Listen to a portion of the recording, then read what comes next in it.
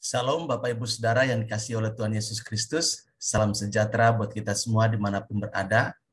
Pada kesempatan yang berbahagia pagi hari ini, bertemu kembali dengan saya, Yohanes Ratu Eda.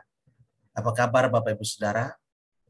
Doa dan harapan saya kiranya Bapak Ibu Saudara dalam keadaan sehat, tetap semangat, dan selalu diberkati oleh Tuhan di dalam segala usaha, pekerjaan, rumah tangga, keluarga, dan semua aspek kehidupan. Bapak Ibu Saudara yang dikasihi oleh Tuhan Yesus Kristus, pada kesempatan pagi hari ini, saya akan menyampaikan firman Tuhan untuk kita semua. Namun sebelumnya, mari kita berdoa, mohon pimpinan Tuhan. Kita berdoa. Kami memuji kebesaran-Mu ya Tuhan, karena Engkau Allah kami yang kudus, yang agung, yang suci, yang mulia. Maha besar Engkau ya Tuhan. Engkau layak menerima pujian, penyembahan, dan pengagungan dari kami, umat ketebus-Mu. Pagi hari ini Tuhan, kami rindu dikuatkan, dimotivasi, dinasehati, dikoreksi oleh Tuhan lewat firman-Mu. Mari Tuhan Engkau berbicara kepada kami lewat Roh Kudus dan firman-Mu yang tertulis, supaya setiap kami yang mendengarkan firman-Mu Tuhan, sungguh-sungguh mengalami jamahan Tuhan, mengalami lawatan Tuhan di dalam kehidupan kami. Terima kasih Tuhan, kami siap untuk membaca dan merenungkan firman-Mu. Dalam nama Tuhan Yesus kami berdoa. Amin. Bapak Ibu Saudara yang dikasihi oleh Tuhan Yesus Kristus, pembacaan firman Tuhan buat kita pada kesempatan ini terambil dari surat Rasul Paulus kepada orang-orang percaya di kota Roma, yaitu Roma pasal 15 ayat yang ke-13. Ya. Surat Roma pasal 15 ayat yang ke-13, demikian firman Tuhan. Semoga Allah sumber pengharapan memenuhi kamu dengan segala sukacita dan damai sejahtera dalam iman kamu, supaya oleh kekuatan Roh Kudus kamu berlimpah-limpah dalam pengharapan. Demikian firman Tuhan buat kita pada kesempatan ini. Dan dari firman Tuhan yang sudah saya bacakan untuk kita semua, kembali saya mengajak kita untuk belajar dibahas satu topik yang sangat penting dan tentunya relevan dengan kehidupan kita pada masa kini, yaitu peranan Roh Kudus dalam kehidupan kita, yaitu menolong kita untuk hidup dalam pengharapan. Jadi kita masih ada pada tema seri Trinitas atau Tritunggal. Dalam hal ini pembahasan tentang pribadi ketiga dari Tritunggal, yaitu Roh Kudus, dalam peranannya bagi gereja Tuhan, bagi orang percaya, bagi kita semua. Dalam episode yang ke-8 pada pertemuan kita hari ini, di bawah topik yaitu Roh Kudus menolong kita untuk hidup dalam pengharapan. Bapak Ibu Saudara yang dikasihi oleh Tuhan Yesus Kristus, pengharapan atau harapan merupakan satu hal yang sangat urgent, satu hal yang sangat fundamental, sesuatu yang sangat penting, bernilai di dalam kehidupan setiap orang percaya.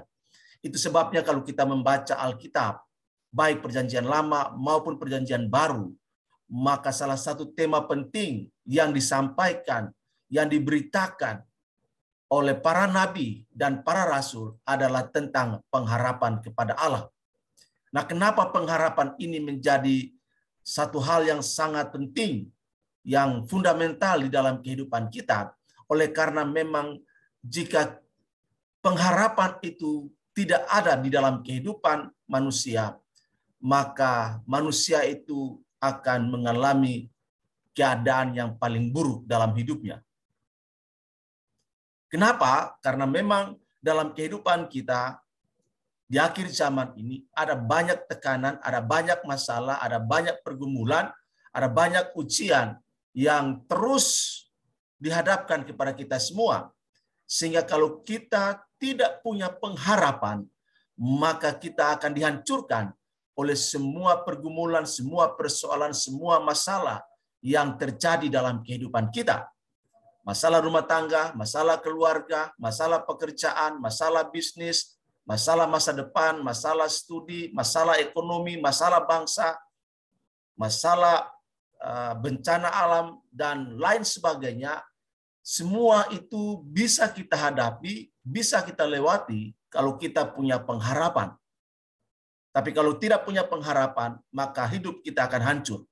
Itu sebabnya Bapak Ibu Saudara yang dikasihi oleh Tuhan Yesus Kristus, pesan Alkitab sangat penting berkaitan dengan pengharapan.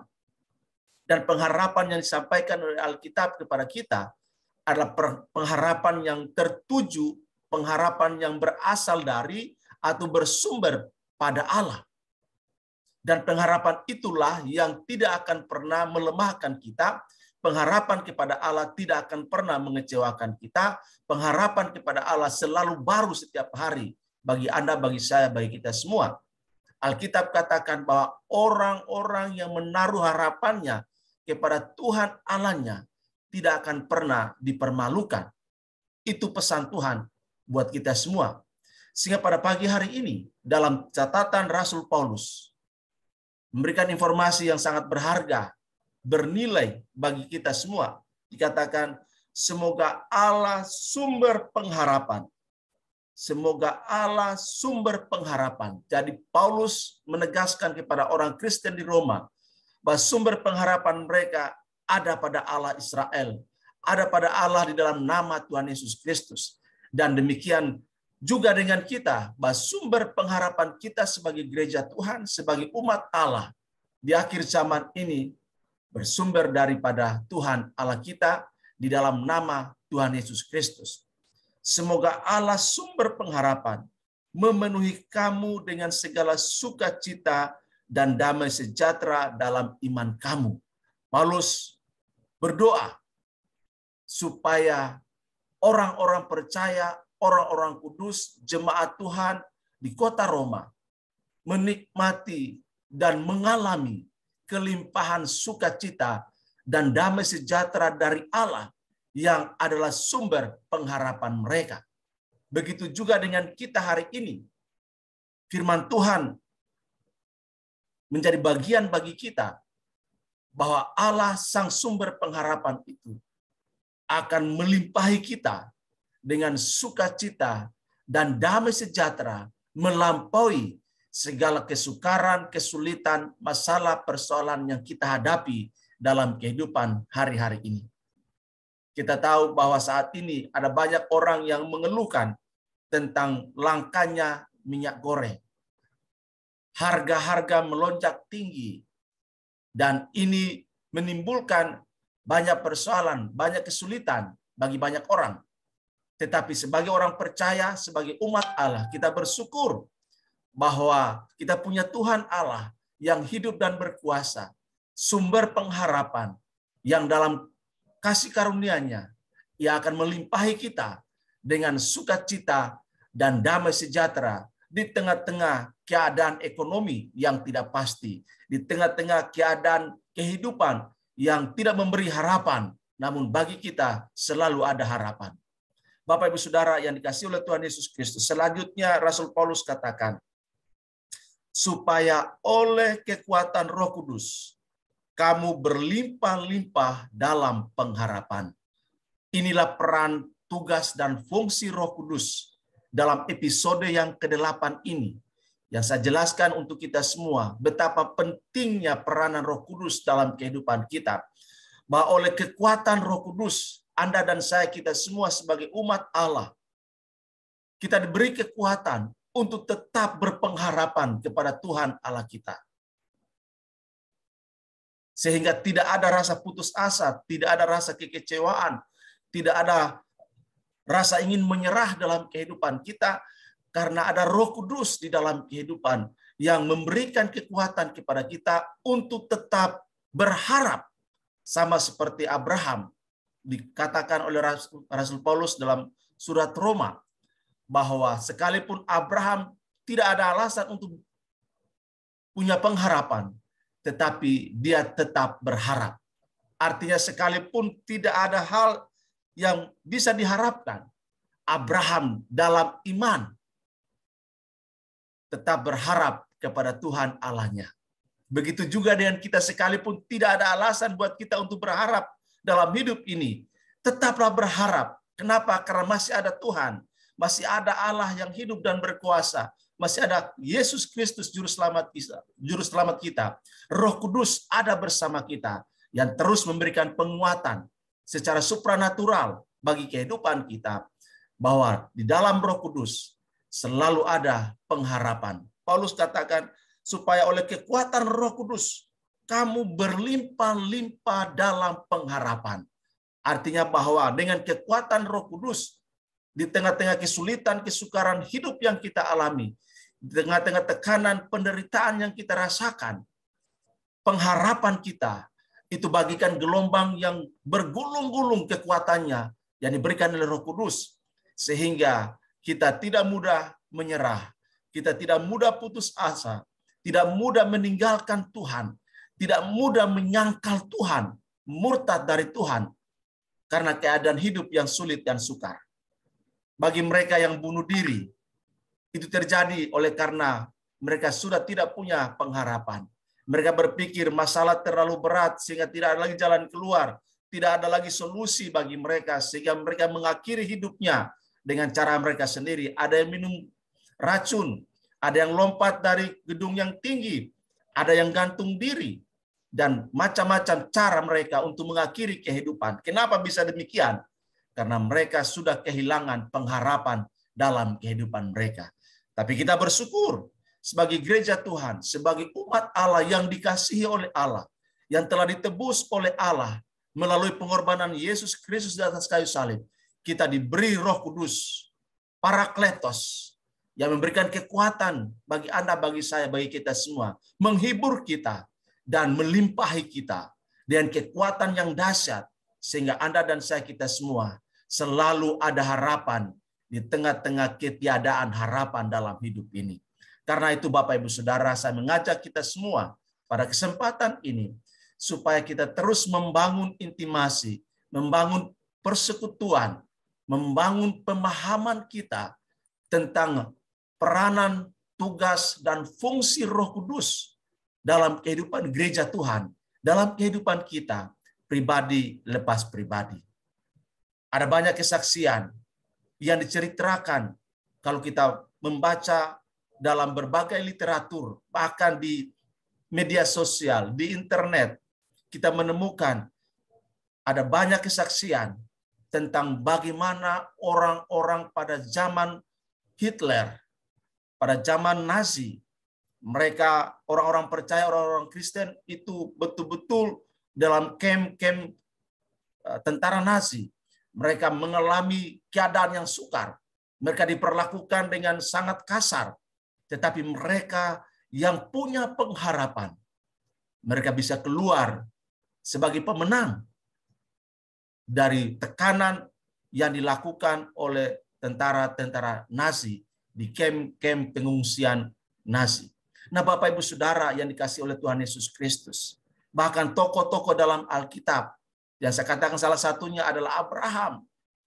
Ketika ia menjalani kehidupannya, melihat dan menyaksikan bahwa sesungguhnya tidak ada harapan, namun Abraham tetap berharap juga.